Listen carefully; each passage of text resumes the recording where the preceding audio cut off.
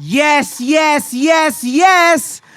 Ladies and gentlemen, Oh, God. welcome back to another episode of It's Not That Deep, bro. And we're back, episode 3 of the list. Once again, Martin, you have knocked it out of the park.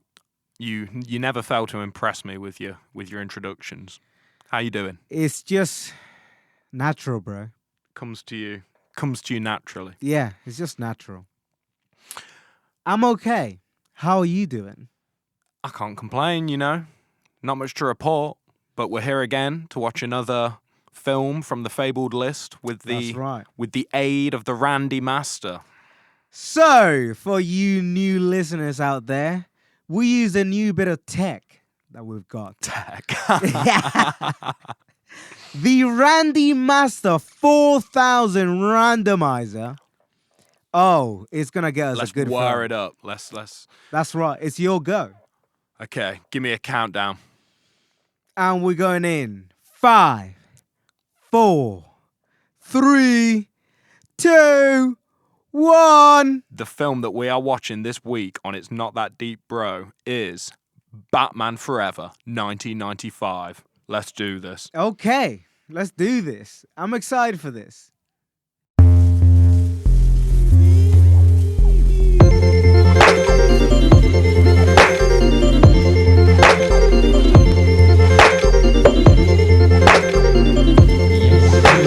It's not that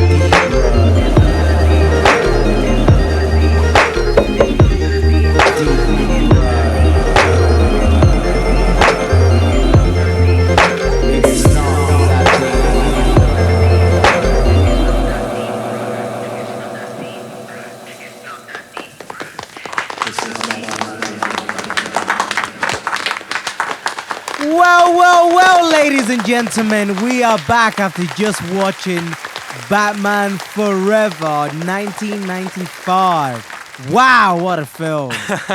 What did you make of that, Martin? That No, was no. Let's start with you because I quite enjoy superhero films. So let's start with your opinion on that. Well, as far as superhero films go, I quite enjoyed that.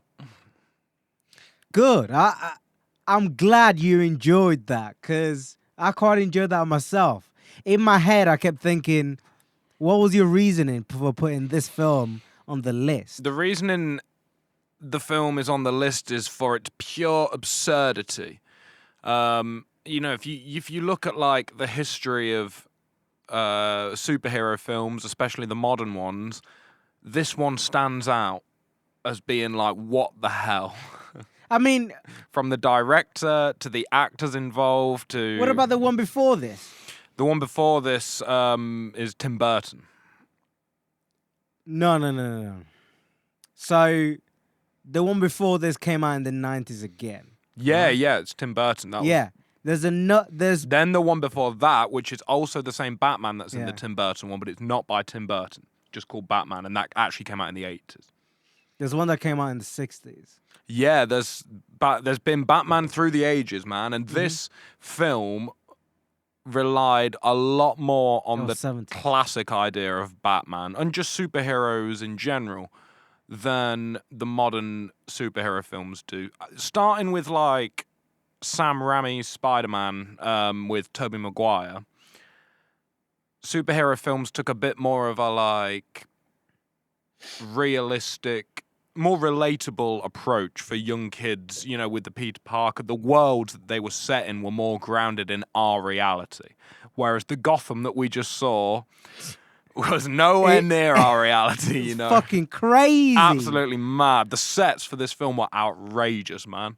Like the practical, real sets and stuff that were built. The Batmobile, the Batwing, the Batboat, all that shit. I get it, but like, oh my god, Very cool. Some of the acting was like shoddy. I was like, But what? But if you watch like the 70s Batman, it's doing that. Yeah, it's just done it as like they have more.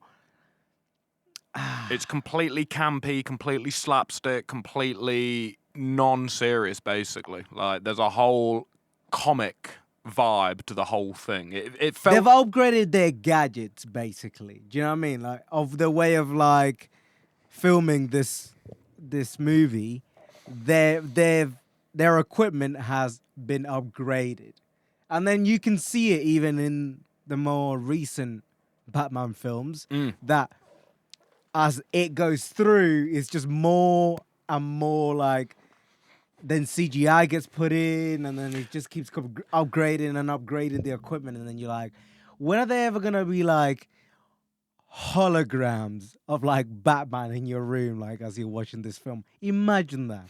well, that was like kind of the premise of this film. You know, the whole Yeah.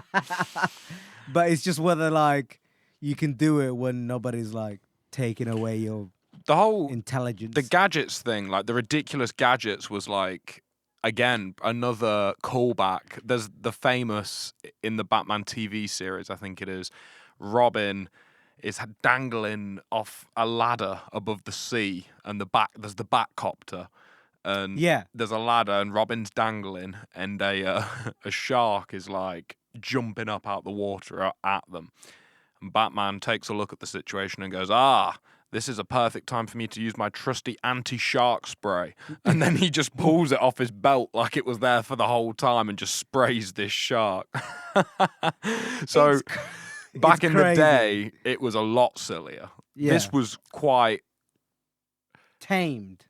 Yeah, compared to the campiness of the 70s. But again, it's all more like the gadgets have just been like upgraded, because like most of the time now, if you're watching a Batman fucking film that's animated or whatever, he's got a tool belt and he's got fucking everything in that tool belt. Yeah. Pulls out a little fucking ball and just throws at it. Oh yeah, that's anti-poison. Do you know what I mean? And you're like, oh, I quite like that it didn't rely on any sort of logic. Like, as you say, it kind of used that cartoon logic of him just having all these tools that just come out of his suit. There's no like continuity between what his abilities are. You know what I mean? You're like, you don't know what he's going to do next. Sort of thing. Yeah. Batman's abilities have no end. The whole like, oh, Batman, this land is holy metal, and I'm like, oh, it's holy and it's metal, and I'm like, so what? In the 70s cartoon, Robin would say,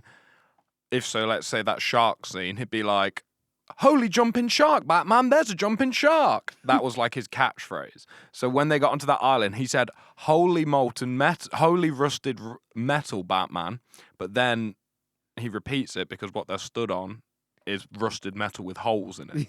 So it was like a cheeky little, but this whole film was just cheeky as hell, to be honest with you. It suffers from what I like to call 90s-itis. Why? I believe that by the 1990s, culture was at a very extreme place. The X Games were just coming into fashion. MTV, extreme sports, Jackass, wrestling was at its all-time high. Everything was extreme. And this film has many different signs of that all over it, be it the acting being as over the top as it was, being it's fascinating because it's like a film that exists at the top of physical effects, and they're,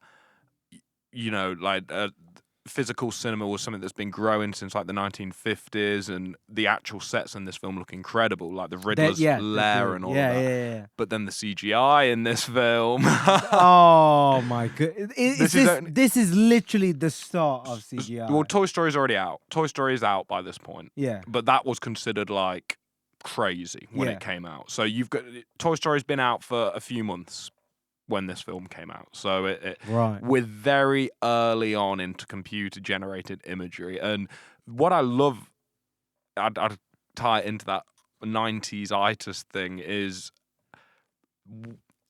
what we thought futuristic meant in the 90s. And then now... what it actually is. Yeah, it's completely different. It's like this real extreme impression of what technology was going to be for us. And it's you can see it in films like Spy Kids and any of these 90s, early 2000s kids kind of shows where they've all got gadgets and stuff like that. It was all like the future's going to be this crazy thing where there's And then we're here and we're like, okay, no. yeah, This well, isn't it. This isn't it. well, Do you know what I we mean? couldn't guess things like the iPhone No. and like the internet, Yeah. but we thought it was going to be a lot more like it's hard to explain almost. It's I mean, the internet by 1995 was there. yeah, but for what the internet's really used for today, we still really wasn't like What they in intended. sight yet. Yeah. So it's and in 1995 especially, the internet was definitely just considered like a thing for nerds. Yeah. You got to think pre Big Bang Theory, really, nerd culture just was genuinely not cool. Like you got beat up if you were like intelligent. Yeah. Yeah. Jocks were cool in the 90s. That's with the but whole then now they're extreme. like, they're just sitting at home drinking beer all day. And if you get like 21 and 22 Jump Street, that makes the jock look uncool. Channing Tatum ends up looking uncool in those films, which is like, and his whole deal in that film is, oh, but I was cool in the 90s because I was a jock, and now I'm not cool. Yeah, I'm not relevant. Yeah, which is, he comes from this world where Batman Forever was made. You know, it's. I see. I like the way that they hint at some references. I caught one with the whole when Dick Yeah. Grayson, Dick Grayson. Dick Grayson. He was like, He's Robin. he was talking about like his name. Oh, what am I gonna be called? Batboy, Nightwing. That's a reference to another Batman character. Oh, really? Nightwing. Yeah. That's cool. That is something I was gonna look at as well. Whether Dick Grayson was Nightwing or was it his son? It might I just be think- like just a reference, like shouting out a character. No, because so in the Batman universe, Batman has a kid, and he also becomes Robin. Oh, wow. But it's after one of his psychics dies. One of his Robins dies. Mm. So like either Dick Grayson died first, or Saw dies and he comes back. I mean, And sometimes then he either has a son after that or it's before that. And obviously, till I research this, I won't be able to know. these films don't always like stick to the continuity. They kind of cherry pick what they want from the larger canon, don't they? Like with the comic books, they kind of Yeah, which is what like makes me angry. Because if you look at films today with the whole like Justice League and Marvel, Marvel has, and we were talking about this before. Marvel has like a whole like continuity for like 10 years. Does it with stay the in line same with characters. Does it stay in line with the comics? I'm not sure, to be honest, because That would be interesting. the comics for like Marvel, well, I've not really read any comics, but I've seen so many variations of what has happened to like Captain America, the Hulk, Thor, through like cartoons and stuff. Yeah. That I'm not really sure where all these. Because I don't know how it like, because in anime, generally like the manga is considered like the base, like main canon, I suppose. They don't usually, when a anime comes from a manga, they don't usually start the anime till like their fifth. Well, I think it's like maybe 10 or 20 manga issues ahead. I guess it can be different every time because there'll be shows that like the manga finishes and then they do the anime because the manga becomes successful, and they'll 100%. They'll change the anime a little bit from the manga, and then you like Evangelion completely takes the manga storyline into account but calls the TV show and then the subsequent movies all separate timelines that run parallel to the manga. Hmm. And there's points where they like cross over and stuff. But I guess that's interesting with these comic book films because it seems like they just cherry pick whatever they want, which meaning if you're like a director going it or a script writer for a comic book film, you really have like this crazy world to build your story from. You know, I like mean, they have so much. They have so much fucking material. Like that's what I mean. It's crazy. the It's crazy. comic books are still being made now, Mm. right? New heroes are still being made now. You know what I mean? So like, but if you start from the beginning of when Marvel started, the comics of Marvel started, and like DC started, like they've gone so many different like in so many different directions. Yeah, yeah. They're like gone back and then be like, okay, let's revise this story and maybe make it into an alternate universe, and then this is what happens in that alternate universe. So they've got so many fucking it's almost roads like to fucking they like weave retcon. through. Like they wait. They'll either be like a new person takes the reins of a character for a film or a Yeah. comic, and they let them do it and whatever. But then I guess there's like people higher up in the Marvel and DC companies that then take a look at what other people have been doing and like, how are we gonna like Monetize this. tie it in? Like, how are we gonna make it make sense with the rest of the universe, sort of thing? Do we say that it was an alternate dimension? Do we say like they're doing with the Into the Spider-Verse thing? They've like fully in that one film made it so there was kind of They can do anything with that. there was like the what if thing. I don't know if you Uh, know about what if in Marvel.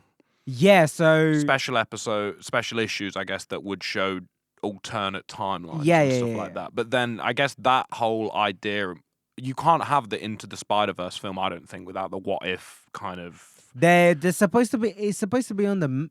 They're on making the, a film? Yeah, They're making a it's what if supposed film? to be. Something. I think I've read something that like 10 Marvel films that are coming in the future, and that was one of them. The what if story. 'Cause It's in, supposed to like- be with like, maybe Doctor Strange. That for, makes like, sense. But don't quote me on that. I'm Because not. in the old, like, well, I think it was Spider-Man 1 for the PS1. Great game, but there was a what if mode. Really? Yeah, and it, if I remember correctly, put Spider-Man in a suit of a random. Actually, no, it was. I think it was like the Wild Wasteland perk from New Vegas. In what? So it added like all these references from the Oh, Marvel comics right, to yeah. the game. And it made like different things happen in the cutscenes that like reference the comics and stuff like that. Oh shit! Which I that's always interesting. loved because I obviously didn't read the comics and I was just getting it because I had like I was playing these games just because I had the console and I want to start to you read end up with them. one comic at least. Like I don't know, Iron Man, like the first ever issue of a comic. I want to just read it. I'd love Do to you know get. what I mean, I used to read a lot of like, never like traditional superhero stuff, but like definitely graphic novels. I've told you before, but all over Europe, you'll find Donald Duck. It's like a pretty popular comic book series over there, but they're not comic books. They're like fucking 200-page books. Donald Duck. Yeah, but they're all in like, it's all comic, cell shaded. Mm-hmm. You know, it's laid out like a comic, but there'll probably be like, I don't know, 7 or 8 stories in one of these 200-page books. Oh damn! Okay. They're called Jumbogs, Jumbog, which I think means like jumbo book. I could be dead wrong about that. Jumbo. Book. Yeah, and you collect them, and like on the spines, you can like, if you get all of them, they like make a picture when you put them all on a bookshelf. Oh really? Yeah, so it was like this big deal. So when I went with my dad, like in his lorry when I was younger around Europe, you could get them like at every service station. And did you get every single one? I had a good amount of them. And Oh, you still got them? I was at my parents' the other day actually, and they're clearing out their attic, and Yeah, I've still got a lot of them. Let's go. I'll show you them. I mean, they're all in Danish, but I used to have a. They're all in Yeah, Danish. this is the thing. So, What the hell, bro? so I used to basically get my head around what was going on, and not Through these books. Yeah, that's how you learn. Yeah, so I didn't You like. should have kept it going. But I didn't.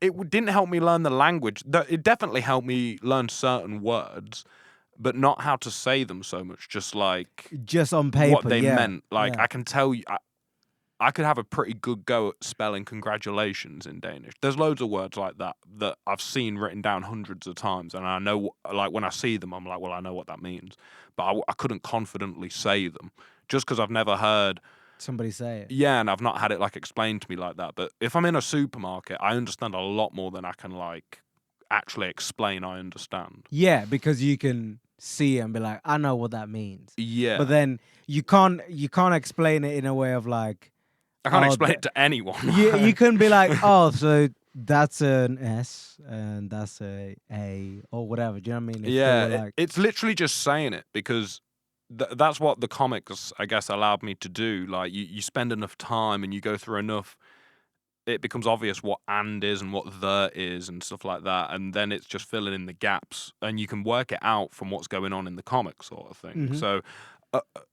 over time, it didn't become an issue. That's why I got so many of them, because it was like I knew what was going on. Keep getting them. I'm excited to see this. To be honest, Yeah, I'll try and acquire them. maybe we can do like a little project and decipher what they all say.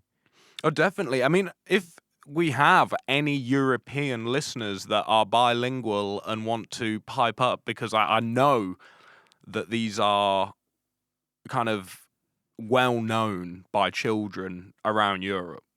I think I can get someone that knows that. Andersand. That's what Donald Duck's called. Andersand. Andersand. Huey, Dewey, and Louie, his nephews, are called Rib, Rab, and Rub. I know Wow. that. I think I know someone that knows Danish, so Yeah. maybe I could hit them up and be like, so But I need I to could- decipher these. But you don't. It's not even like you'd need to decipher that, because I'm pretty sure I could sit in the room with them and be like, "This says this, doesn't it?" yeah, And he'd be like, "Pretty much." I'm sure. yeah, he lives in Denmark, so I don't think Well, I'll be I in a come room. back and forth. I plan to be in Denmark by soon. Oh, hopefully this year. Yeah, definitely. I don't know. I hope to. I don't know. Be in Denmark a lot more. You think so? Yeah, definitely. As time moves on, but getting back to Yeah, we lost track of time. comic books and Track of whatnot, time. the Anderson Donald Duck comics just allowed you, even in that world of Donald Duck, there's a whole world there, and you get to know all these characters, and there's we're talking about the what if mode in Marvel that fully kind of gives you an insight as a young kid into that there is more going on in this world, in the Marvel or DC universe. Yeah. That makes comic books and the superhero thing feel different to other like works of fiction, because it's this crazy interconnected world that you don't know. I loved in Spider-Man that there were so many different villains that just keep cropping up. There's so many. Like There's so many. We see in this, you've got the Riddler, and then you've also got Two-Face, and that's like, I don't know, a weird thing for a film to do, to have like two villains. Why? Would you say that for? Because it just takes away. It means that you've got to have because a villain only works really like if it has a decent backstory. You have to have a reason to hate, just like you have to have a reason to love the main character, the hero. Yeah. He's only going to be like relatable if he has a backstory that the viewer cares about, and it's the same with the villain. And villains sometimes have like, I don't know, there'll be like a part of their backstory where something terrible's happened to them, so you actually kind of start to understand why they went evil and stuff like that. You couldn't see that with the Riddler. Yeah, Really? the Riddler, I guess, you got to see him as a normal Enigma. You got to see him as Edward Nigma, Yeah. who obviously has personality issues, and they kind of it was interesting that Batman's what was her name, Chase, love interest, Yeah.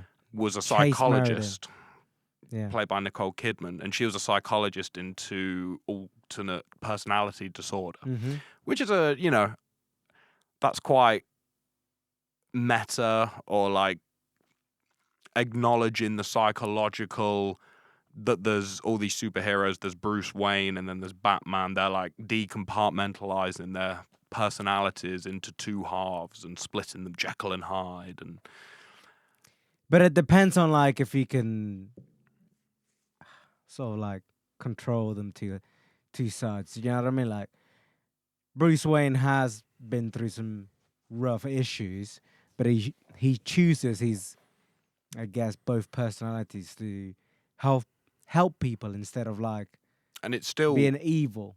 it blows up in his face too. For example, in this one, he has this back and forth with Chase where he she loves Bruce Wayne, and then he comes to her as Bruce Wayne, and then she says, "Oh, I love Batman," and then he comes to her as Batman, and she's like, "No, I love Bruce Wayne now." And it's him, but he just can't Yeah, turn but up like in the that's right. because she doesn't know. If she knew that they were both the same person, then she's sort of like in between the two because she has always gone for the wrong type of guys. And now that the right type of guy has come to her doorstep, she's like, okay, maybe I changed should her go. whole- Yeah, it's Yeah. changed her. So maybe I should go and like be with this guy because he's the right person for me. But in the end, he's the same person that she He's- always He's going the best for. of both worlds. Yeah. Yeah. So like the whole Go on. You can't just stop. You've lost it. I've lost it.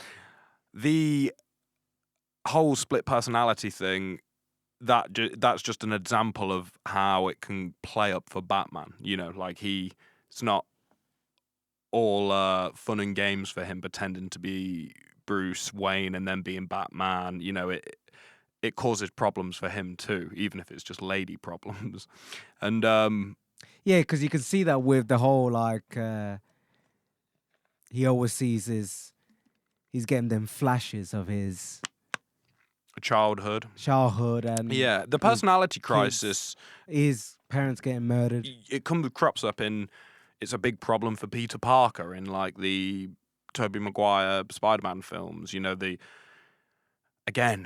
damsel in distress loves the superhero, but measly old Peter Parker, that's just MJ's best mate. Like there's no love there between the two. They're just childhood friends, but little does she know he's Spider-Man. And the split personality thing is it's part of the superhero experience, whether you're a hero or a villain. It is dealing with kind of the daytime life and the nighttime life, the personality, the person you are at night and the person you are in the day. And this even dealt a little bit with like shadow going into your subconscious because of the Riddler's machine that goes into the subconscious. He was trying to see people's true secrets and the darkness. And it even went into a little bit of how like, the Bat is Bruce Wayne's shadow, and he decided to step into his shadow and take control of it. Whereas, I don't know, a person like the Riddler or Two-Face has been kind of taken over by the dark side of themselves. They're not in control. Yeah, just because of the fact that. Do you know the story of Two-Face? No, not at all. This is the first time I've been introduced to Two-Face as a concept, I believe. And what about the Riddler? No, I've never heard of the Riddler either. They're both interesting people, to say the least. I was watching Gotham, which is it's the series about how Commissioner Gordon sort of like got into power Okay. and what he had to go through to get there. So it's about like the city of Gotham more than Batman. Yeah, Yeah. but you still see all of these like villains Mm. that you normally see in the Batman And you series. probably see But stuff that like Batman influences and stuff like that, but you don't probably see Batman, I imagine. no, because it centers literally around the time when Bruce's parents got killed. Oh, I see. Not like So any he's time in still, the he's still young then. Yeah, very young. I He's see. like 10, 11. Do you know what I mean? Or What however film old. was that recently that I watched that must have been in the DC universe where you saw a young Bruce Wayne and he's at a gate and he calls whoever the yeah, is it- Joker. Oh, it was Joker, wasn't it? Yeah, Jesus Joker, Christ, yeah. I forgot about that. That was And his cool. parents are still alive. Yeah, and that means is that Gotham show connected to the Joker film at all? What Gotham show? The one you were just talking about. Are they mm, considered canon, like in the same? I'm not sure. Now that's interesting. I'm not sure. I know I couldn't DC tell are you. pretty crap compared to Marvel at expanding their universe. you know. Yeah, yeah. They did say that that the ending of Gotham leads to into like I think it's like the Batman trilogy. Batman Begins. I think so. I think it like leads up to that. Because I remember you telling me when we went to see Joker that But don't quote me on that. I won't. I remember you saying when we saw Joker that Joker was kind of considered standalone to everything else DC were doing with Batman. This one was, this Joker that we Yeah. watched. Because It was so different, I suppose. I can understand why. yeah, very different to what like the Joker they were doing now. Because they were doing what? Who did they have as? It was Heath Joker? Ledger in the. No.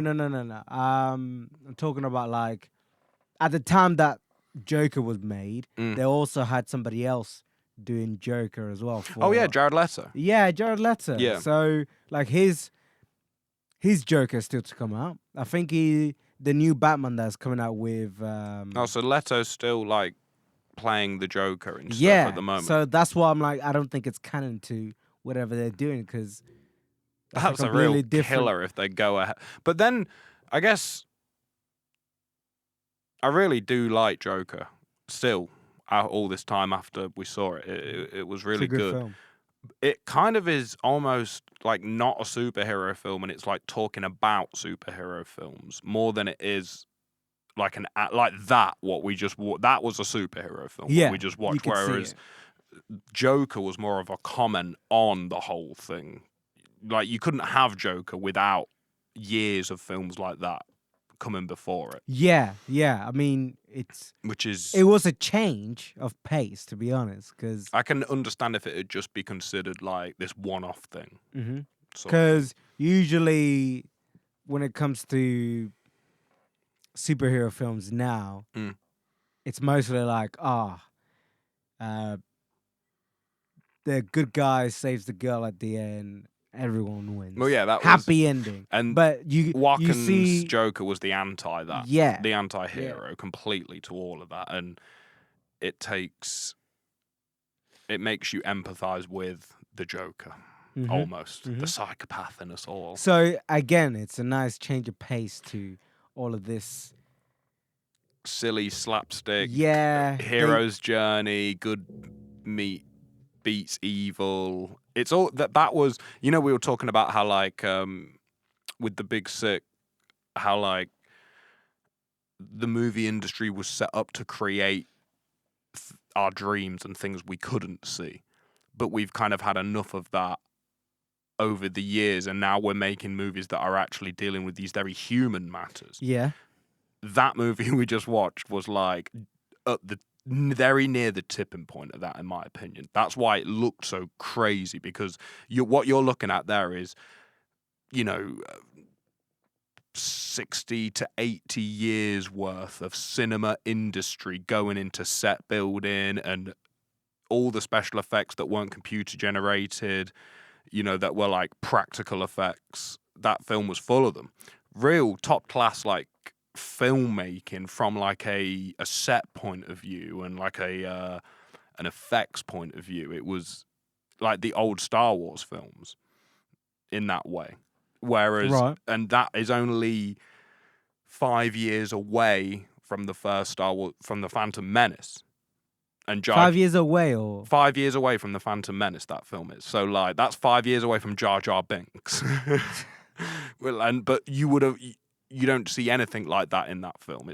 There's no computer stuff like that in the film, was there? It was No. very much a traditional film. again, but it still had some shoddy acting. Not gonna lie. What did you think of Val Kilmer as Batman? he the way that I see Batman is just like cold.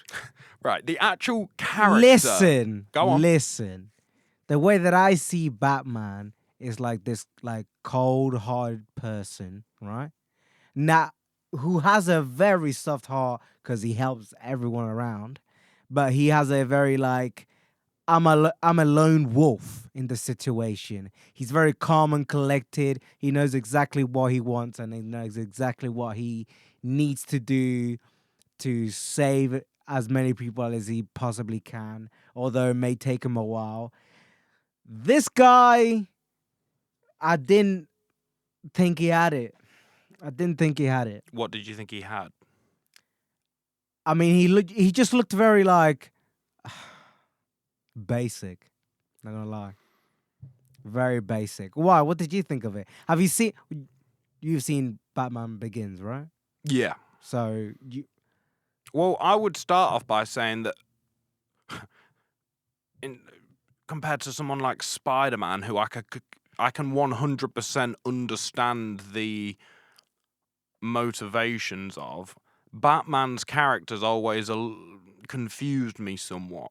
Now, don't get me wrong, I understand his parents have been killed. I understand he's a millionaire, a billionaire, whatever. I get the story. But he just acts like a sociopath. Like, his attitude is so, like, curt and, like, abrupt and, I am Bruce Wayne. Like, it's so... He's like a psychopath. Christian Bale playing him for the trilogy that he did reminded me more of his American Psycho appearance. Like, that was why in my head Christian Bale could play Batman so well, because Batman is like this crazy person that's lost his parents and will do anything to make sure that other people don't have to experience what he experienced at a young age. But the level that he's gone to achieve that is crazy. He's a maniac. Like, he's an absolute maniac. you think so? Because he's not like a superhero. Like, Superman has an affliction, has a medical issue that happens to give him abilities that he's realized can help. When I say he has a medical condition, don't eat me, you fool. You know what I mean. He's an alien. He's considered different to humans, and that is a different motivation than just being a human that's been scorned, and then he's channeled his whole life into trying to... I guess it works on its own, but then he exists in a world where there are actual superheroes as well. Are all the DC characters just humans that are pretending to be these crazy... No, X-Men's... No, he's the what? But that's Marvel. Oh, X-Men's Marvel. Yes. Oh, okay. So are all the DC heroes... I don't know why humans get so caught up on small things. We're talking about 2 cinematic universes with thousands of characters in. I might mix 1 or 2 up and put them in the wrong camp. You know what I mean? Like, it might... that it's a difficult field to navigate. Are all the DC heroes just normal humans, or are there like mutants, people that have come from different planets? And Well, yeah, you just said one, Superman. he's DC. That's very true. So he's an alien. Yeah, not all the so a few DC heroes are like human, but that they've been given like abilities, like the Flash, right? Okay. So an experiment went wrong, Mm. and it caused a massive um, explosion, Yeah. right? That made him fast. So that's like the Hulk. Like, you know. It wasn't his experiment. It Yeah. was somebody else's. It was some sort of scientific. Yeah, it was Again, that's a medical issue. That something just blew up, and a whole like this massive field or like shockwave. I know what you mean. Yeah, a shockwave hit the central city, I think, is where he lives. Okay. And it made loads of superheroes. Again, that's a medical issue. But the Green Arrow, Mm-hmm. he's just a man with a bow, He's just a man with a bow. and that's it. That's one person that is another human that See, to is me, a billionaire again. they're maniacs. Huh? They're maniacs. Why are they maniacs? Well, it's kind of that's the whole point of Iron Man as a film series is that he is actually like a maniac. Like everyone in his life that's close to him says, like, you're crazy. Like you like go to very extreme lengths to help people and put your own life at risk. You are like a maniac. And Robert Downey's whole character take on that is, yeah, I can handle it. Like it's like he's cool about it. Yeah, but like, what is it? You just gonna bow down and like let all these like giant people just walk all over you just because you're afraid to be called a maniac? No, but it just puts them very close. You know, hero and villain. I guess that what hero and villain are very close to one another. I guess that's what makes these films so like. Thor jumps to mind, like with Thor and Loki being so close at the beginning. If I remember correctly, are they like friends, Thor and Loki, ever? Well, they're supposed to be brothers. Brothers. Oh, there we go. That's what I mean. Stepbrothers, Yeah, so 'cause- they're stepbrothers, and it's just a difference of how they approach things that separates them. Say that's like I feel like it's more like Thor would do anything in his power to get what he wants, but at no cost of anyone else's life or endangering anyone. yeah, that's what I mean. Compared to So like Loki who's would hurt someone Yeah. to do that. So it's just two different ways of dealing with a situation and what they would. It very like Harry Potter getting sorted, and the sorting hat tells him he could be. You make a good Slytherin, and him and Draco meet on the train, and Draco tries to be friends with him at the very beginning because they're very similar. They're very similar people. That's a huge theme throughout the Harry Potter books, how similar Harry and Draco actually are. It's just very small things of how they approach things that separates them. So what does that have to do with the fact that these are all like maniacs? That obviously, like, a Two-Face was a maniac in that film. But again, that's just circumstance of what he's but gone through. all villain, to be villainous is equal to being maniacal, to being manic, to being, you know, it's part of a villain. There are some cool and collected villains, but even those villains, by their time, their downfall, and they're about to be defeated, get to this manic place. It's part of being a villain, sort of thing. Some see the light and be like, "Yeah, I've seen my ways." And they change, and you almost thought Two-Face was going to do that in this film until he pulled the gun. He said the bats taught I didn't you think well. it was gonna happen. Well, I didn't yeah, think so. it was a cheap bait. Yeah. It was a like, you know, it was good. Yeah, it's Two-Face, bro. Like, he's got two personalities in him.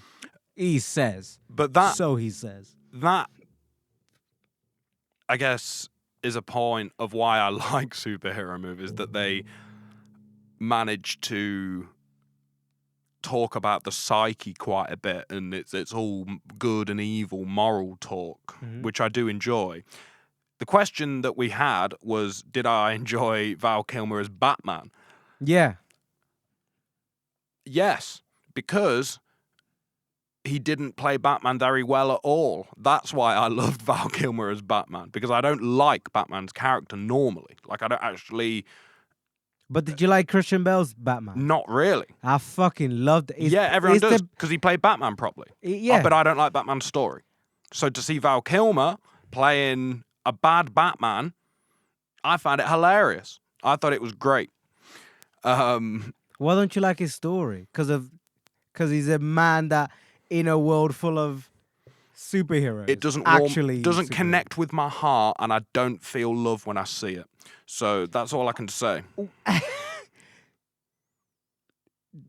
So you're saying that it fills your heart? Like, I don't feel anything. no. Not him, but like, I don't know. Spider-Man. You see Spider-Man, you're like, fills my heart with something. Yeah, well, it just makes me feel something. Forget fill my heart even. Just anything. And this Batman doesn't make you feel anything. Oh, Batman You said Christian itself. Bale's. Yeah, So, sorry, Batman itself. I've his seen all character. three of those films, and I just don't empathize with his tale and his story. There are scenes in those films that are cool, that I thought were like him training on the ice in Batman Begins. Very cool scene. Pretty much all of the Dark Knight looks pretty cool, but I didn't really even enjoy like Ledger's Joker, and then the third one I can't really. Did you not? Fucking hell, he's the best Joker. I preferred like the Joker film that we saw to that portrayal of the Joker. They just didn't stay with me. Not memorable. Didn't. You gotta remember that other Joker that we watched wasn't made like into like most of the stories that start with the Joker that like supposed to have Batman in them. They always start with like Batman and him become the worst. What is the word I am looking for here? Enemies. No, but it goes with it anyway. Like they've become like rivals, basically. That's it, rivals, and they're always at each other's throats. He's always like trying to push the Batman to do the one thing that Batman doesn't want to do, which is kill anyone. He doesn't want to kill anyone. He wants to save as many people as possible. But like, well, obviously there's no Batman in the Joker film, so you don't have any of that. It's more about the build up to making a Joker and what. So then this Joker the Joker in that film, just Joker, seems to like have taken a wrong turn, even without somebody else there to like push him in the right way. He's taken a wrong turn and he's just like turned his life completely upside down. Obviously having that whole like gun in a children's hospital and it just coming out on like it's talking about the archetype of a Joker. It's not like the Joker from the comic that you love. No. It's talking about the idea of it. And I guess if we're talking about superhero films, I mean, it might turn out, because I am enjoying what's going on within the past 2-3 years, as I say, with Into the Spider-Verse and Joker. I've both really enjoyed those two films. Yeah, but like, they would be considered different superhero films. Like, they wouldn't be. No, not Into the Spider-Verse. It wouldn't be a different superhero film. I think it still has them qualities of like the normal.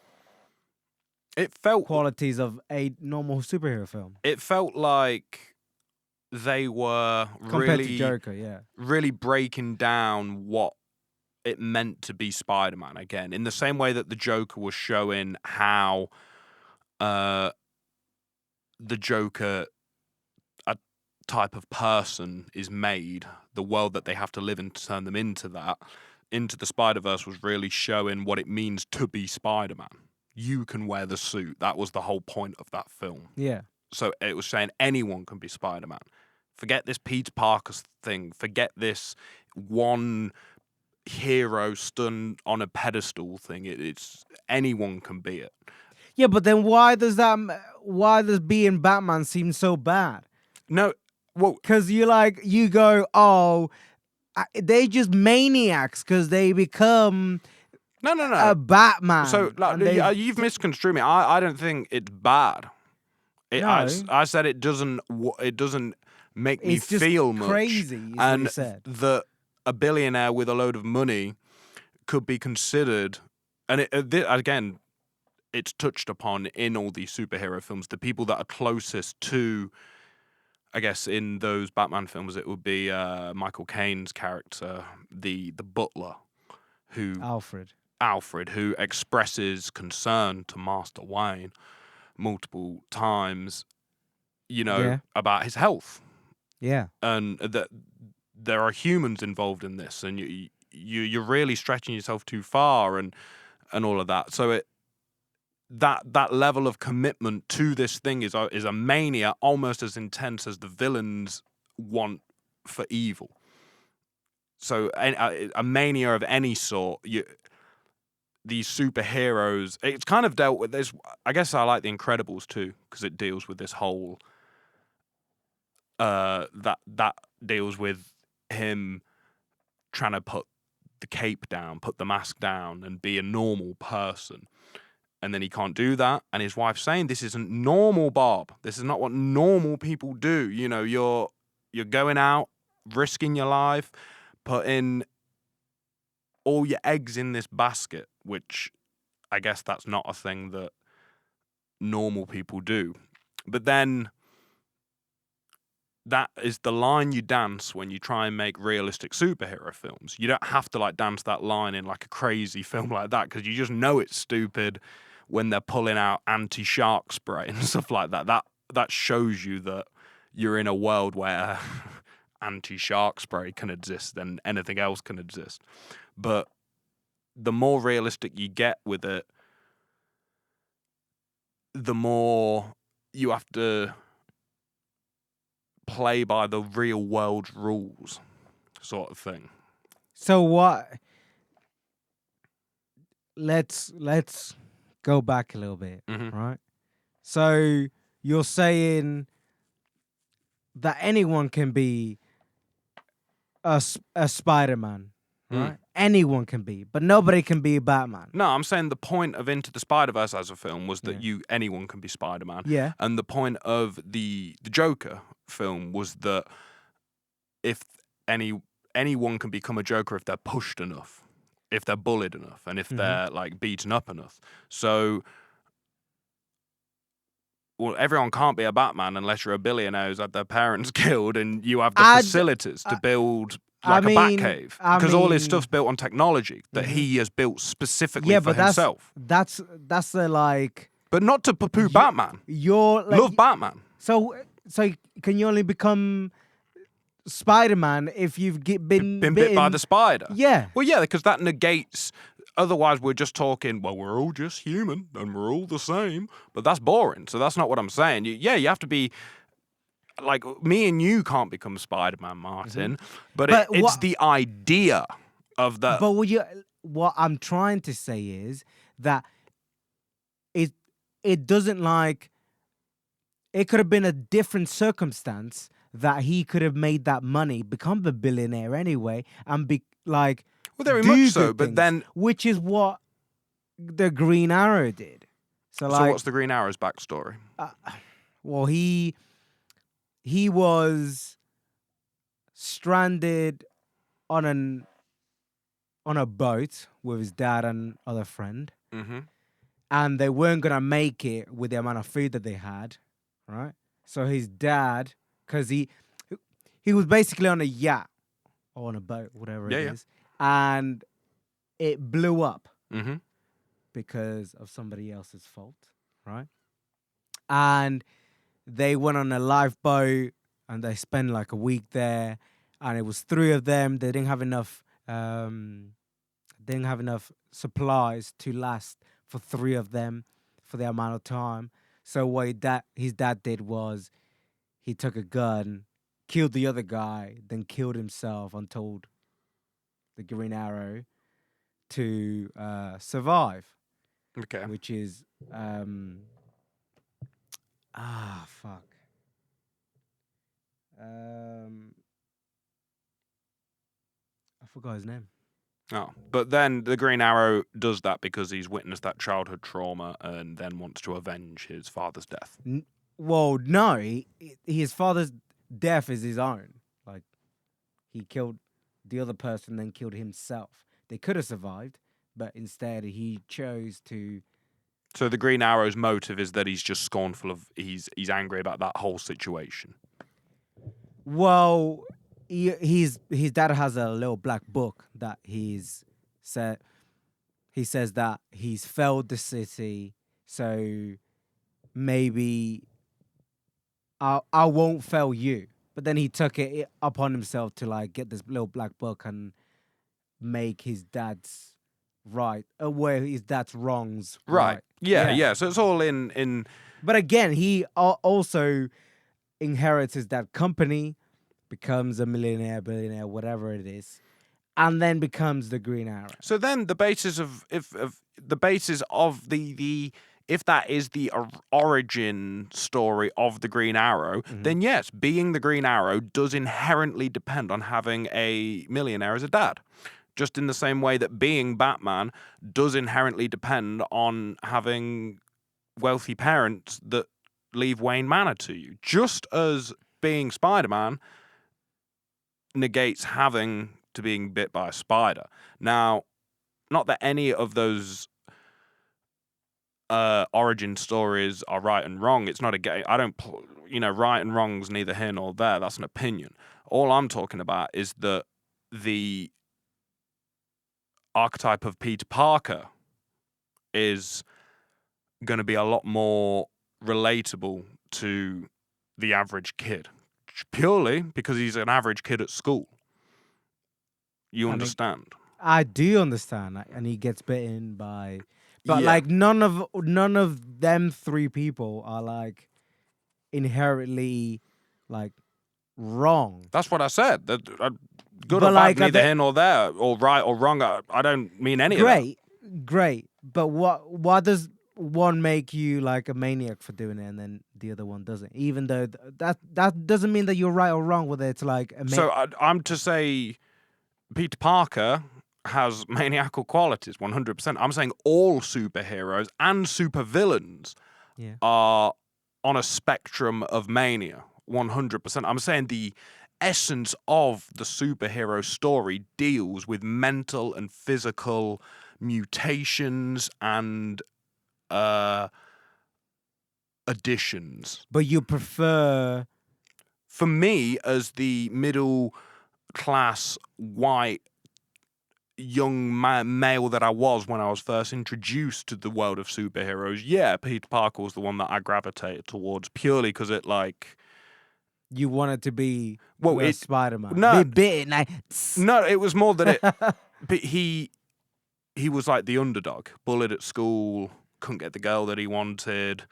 It fit into the Sam Raimi films anyway. Played on him being the nerd, but then he got to be cool at night. That was what made those films badass. Mary Jane had a cool boyfriend that at school bullied Peter, but then he gets to kiss her in the alley at night when he's being cool as Spider-Man. And that's why those films like worked so well. And it's also why in the third one, when he goes all cool and starts popping guns at ladies, the fans found it so awkward because they'd all related to him as a nerd, and he starts acting cool, and all the fans are like, "Oh God, like this Why is horrible." Cool again? Well, yeah, because they can't imagine themselves.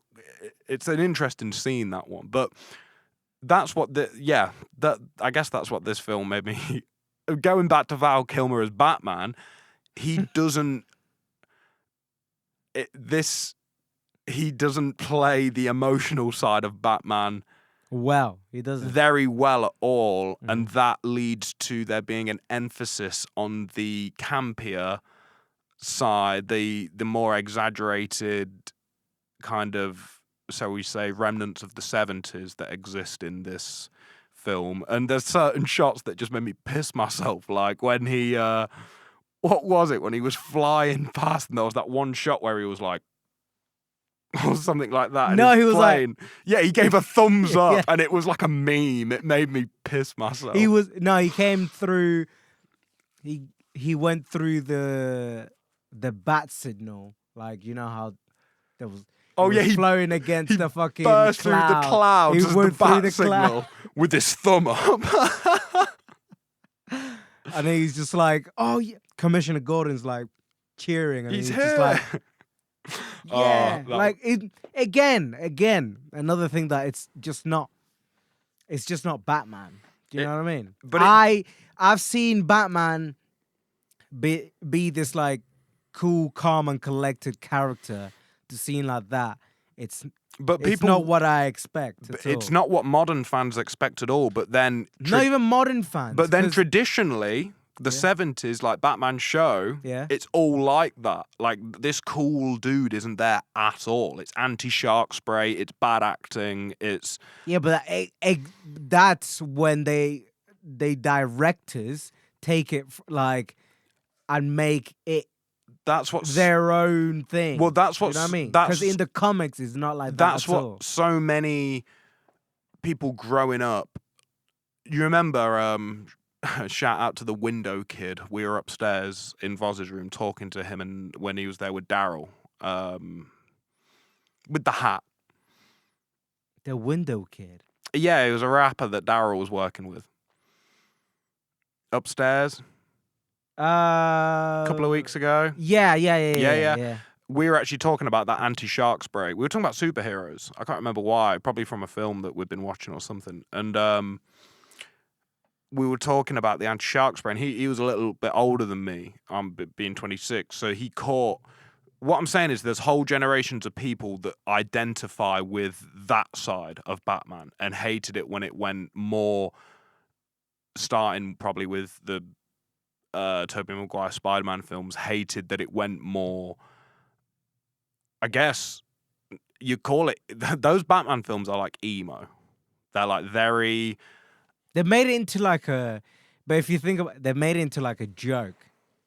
Do you know what I mean? And that's fine if people more relate to it as a joke, but then it doesn't coincide with the comics, as in the whole superhero being jokesters and stuff.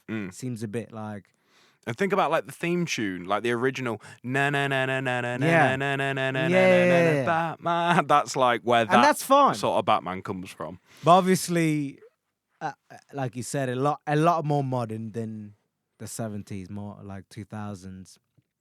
Batman Begins and stuff like that. That's more the way that I met Batman. You know what I mean?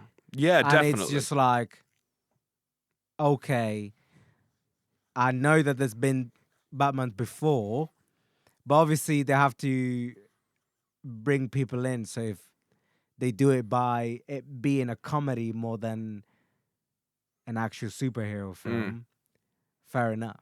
Well, I suppose it was because back in the day, they had to rely on action.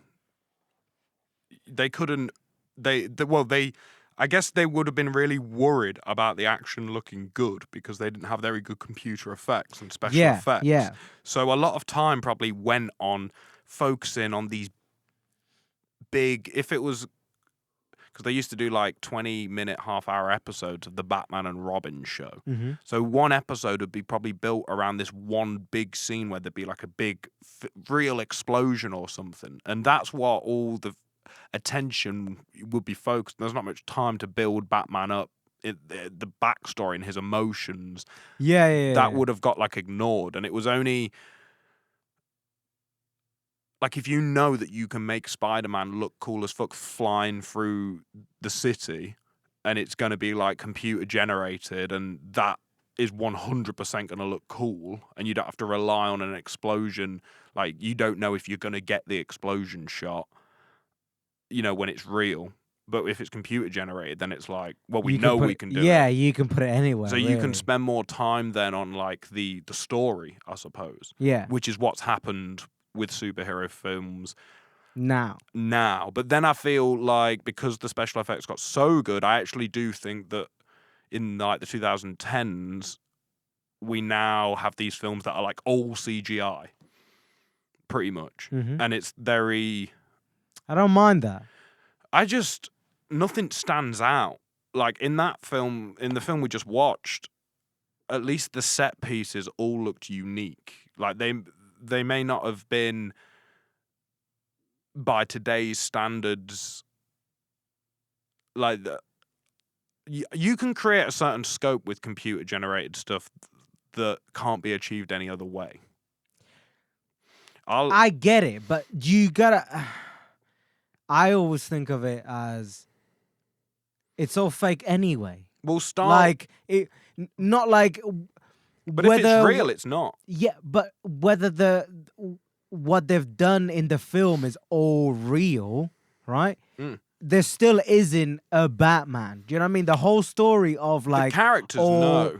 Yeah, the characters and like where they came from and like origin stories and all this stuff. Like it's not. None of it is real. So it's all been thought about and made into a comic to make it like a thing that to say, oh, superheroes always win. Obviously, it's just a thing that they've been putting to everyone, saying that superheroes always seem to like prosper or whatever. But it's none of it is like real. So like, if it's all computer generated, it looks even better with it computer generated, and I think it does. Then I feel like it's an okay film. Do you know what I mean? Like it's not. I know it's not supposed to be real because Superman ain't real. Like if he was real, the shit that happened in this world wouldn't be happening right now. So for me to be like, oh, just because that film is computer generated doesn't mean like, oh, okay, that's it. The film is shit now because it's all fake. So there's no reason ever to just say a film is shit. Ever. Like that is unfair to take one thing and say that makes a whole film is shit. What? Yeah, that I do believe that. Like there's no shit film out there. Computer like, generated. Everything's got, like you always tell me, every director has something to say with a project. Yeah, and then we always get into the conversation of like, you try and find me something.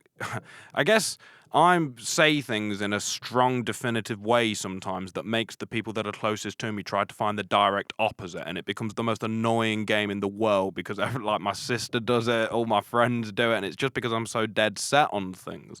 So we then get into the conversation of, there must be a film out there that's not trying to say anything, which was the argument we had, a conversation we had a few weeks ago, and we came to the conclusion, and I was quite happy to end on the conclusion that, yeah, Jackass probably falls under that category. Just to make money, yeah. That they very much, they pride themselves on the concept that Steve-O, I was actually watching him the other day, and he used to shout before doing stupid things, "This is not art," and then he'd like smash a bottle on his head and stuff. But it's an interesting one. I still think they end up saying something with it, even though they set out not to say. That's saying something. Setting out not to say something is saying something, in my opinion. Because I can write the story.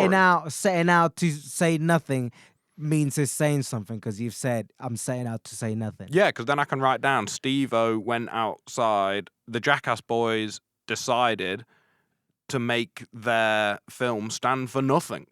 But that is a statement, like, in itself. then anything's a statement. Yeah, Everything. so I think therefore every film is trying to make some statement, and this is the podcast that tries to find what is being said. I suppose that is the point of this. Mm-hmm. Um, You've got you had such a big thing. You said that means every film can't be shit. So yeah, that I believe. every film cannot be shit, Yeah. but what you were saying about the fact that Superman isn't real, Mm-hmm. I mean, it's right, but it's not like the point that I was making about the CGI and the physical sets.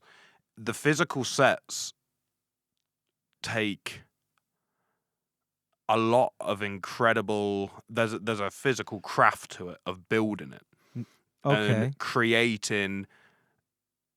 It's one step closer to it actually being real because it is painted and made, and that the attempt to do that sometimes, like I think the Star Wars films do an incredible job of mixing computer generated imagery and real effects, and I think that is like the perfect hybrid and balance of these two worlds coming together to make the overall product something better. And it's not whether it's more one or the other. It's more computer generated. It's more physical. It doesn't matter about that. It's what would work best for this film, and how can we tell the story. I don't care how it gets done. All I care about is if the message is being delivered in the best way that it can, and the tech that is required, be it making a real set to do it, be it spending ages on a computer to build it, so be it. Go and do that, but just make sure that we live in a world where all the tools are accessible to us now, so there's no excuses for stuff to look bad. It's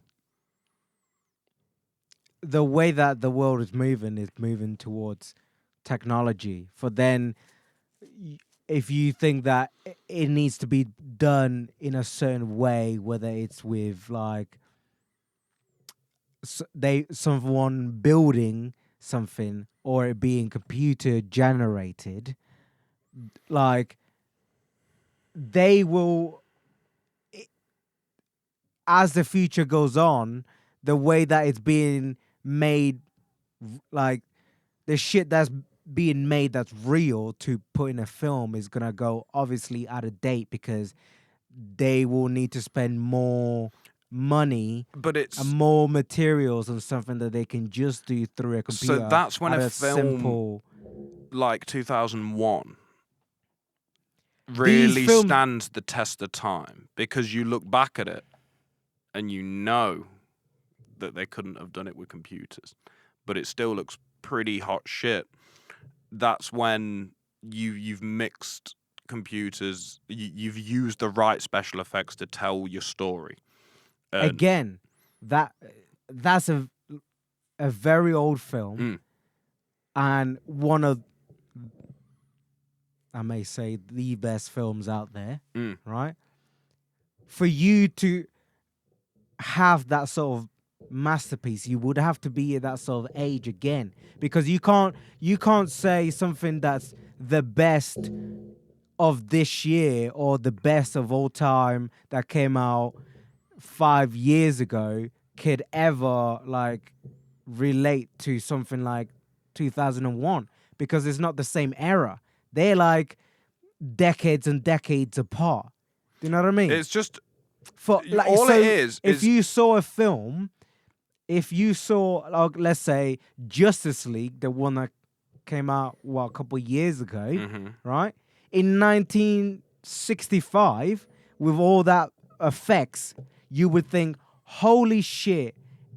And even like if you saw that then, and then 45 years later saw it again, you'll be like, oh, that film, it was too good for its time. It was too good for its time. But you can't change that because that's already happened. So we have to like sort of become in the now. So we have to fine tune processes. And Christopher Nolan, who made the Batman films, cites Stanley Kubrick as one of his biggest inspirations. So that is where he's taking processes, and those Batman films do have loads of like crazy practical effects in them that's all real, and that's the side of those films that I did enjoy watching. Like The Dark Knight has that incredible hospital sequence with Heath Ledger, and there's the bit with Gary Oldman.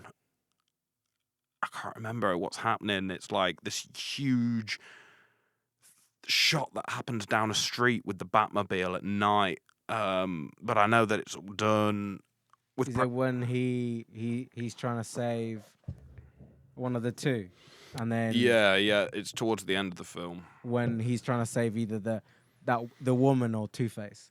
Yeah, so Well, he becomes Two-Face then. again, all to be fair, Harvey. we spoke about it before, but all the best films tastefully blend practical and CGI effects. That is, But what I'm trying to say is they won't now. but they are. So Like the best ones, all the new Star Wars films have continued the tradition of doing it. The Avengers films, very much that's a part of those films that I enjoy, that separates them from such films like Gods of Egypt, where they've not like tastefully. There's too much on one side and they've not thought about how they're doing it. But the big films, the big budget films, still rely on some of the practical things because they know it's just rules of cinema. There's certain practical effects. You think that's gonna carry on forever? Yeah, 100%, man. I don't think so. Nah, well, it has thus far, and there's no reason for it to carry on other than they know that it's the best. Like they don't need to do it now. There's the practical effects within films. You know, like the new Star Wars films didn't need to do. The prequels used way more CG than the sequels did. Yeah, that's what I'm saying. Like, So they didn't need to, but the sequels knew that the practical stuff sells realism better. Okay. What I'm trying to tell you is that, like you just said, it may sell better, but like the way that technology is moving forward, I feel like it'll get to a point. It'll get to a point. John. We got to speak to Johnny. Yeah, we do. It'll get John to a will tell point you though. practical's the way. It'll get to a point though where it'll become. They'll make it so well. Well, what will happen is we'll go back around. You know how we were talking about like, we were talking with Daryl about the whole like we've gone back into like, oh, so we used to have really big phones and that was the fucking shit. Where then it went all the way down to smaller, then we get bigger. And now we're going back again and it being bigger. And like you were talking about different types of clothes that you used to wear back then. They got uncool and now they're cool again. Yeah, you know what I mean, like they come back the same but different. So what they'll do is, I feel like they'll do that the same with films. They'll be like, so practical effects was fucking massive. Then they moved on to CGI, but now they're gonna make such practical effects in the future. It will come back and they won't need CGI because it will literally look that because they'll make, I don't know, holograms. I don't think it'll ever be one or the other. Like I really do think that there'll be peaks and troughs of both and trends go up and down, but it's the relationship between the two. That's when like you really make something really cool. It's getting the mix of it right. And again, this film, I guess we're over here talking about this now because this film is very on the edge of going into the more CGI era, and it's at the end of the practical effects era, hence the huge buildings and the crazy sets and the real explosions and all of that. It's crazy explosions. There was a certain shot of Batman where he was swinging through the air at one point on a rope. Attached to a helicopter, yeah. Two-Face's helicopter. Yeah. And you could see, I knew what they were doing. It was a projection of buildings moving onto a back screen. Huge. It must have been filmed quite far back with a spotlight. And then Val Kilmer was literally swinging on a rope against this back projection board. But it was such a big shot that I was like, shit, he must be actually swinging like 20 foot like each way, like just because of how it was angled. And I don't know if Val, it probably had a stunt double. That's why they all had stunt doubles back then, because like some of the stuff you had to do was like legit. Yeah. I mean, they do still have to do that shit now. Well, like- did you know that to promote this film, Val Kilmer came to the Meridian Cinema Park in Leicester for the grand opening dressed as Batman? I did not know There's a that. fun fact for all you What? local listeners. Why Leicester? They were opening a new cinema, and he must have been here for like the premiere in London or something, and they managed to Yeah, I like... thought, okay, London. Yeah, cool. Yeah, but then like, you know, if he's in London, I bet it opened at like a big cinema chain. Val Kilmer's there, and they're like, yeah, we've got like a new branch opening 70 miles down the road in Leicester. Here's a load of cash. You go cut the ribbon. And that's what happened. That's crazy. Val Kilmer cut the ribbon at the grand opening of the Meridian Cinema, which is now View, Yeah, which is what me and Martin would call our local cinema. that's right. So there's a fun way to tie a bow on this episode. And on that note, We've had the screensaver rolling, and I think we've probably been talking for longer than we think. wow, we have talked length about That's this not film. 2, it's 1. What? It's 1 hour 20, not 2. Okay. It says 2 for a reason. Don't worry about that. Fair enough. But still, there you go. There's a treat for you guys. You don't normally get an hour and a 20 like we used to on the first few episodes. So Yeah, I mean, we can't talk a lot about this film. we can talk. It just shows like if we really wanted to, me and Martin could probably do a couple of hours every time. But it's better. Yeah, it's better to keep it at a. well, I'd rather keep these episodes once in a blue moon. You know, we Yeah. we let them roll on long sometimes, but for the most part, we'll be in and out nice and quick. But thanks for sticking around this time. We do appreciate if you've made it to this portion of the podcast. I'm pretty impressed with you. You know, I do appreciate you listening to us talk absolute nonsense about this film, but follow us at the appropriate sites. MIP Ltd. Just That's right. search it on anything you want to. It's gonna come up with something that we're doing. You can pick a platform. I don't care. Look, you can say that, but there's another MIP. Not LTD though. Yes. What do you mean? Don't do that. We're a registered company, Martin. I'll show you when we're finished. Okay. But Well, we might be back next week with a whole new name then if we're getting sued. we're not getting sued. I don't think so. Anyway, hit us up.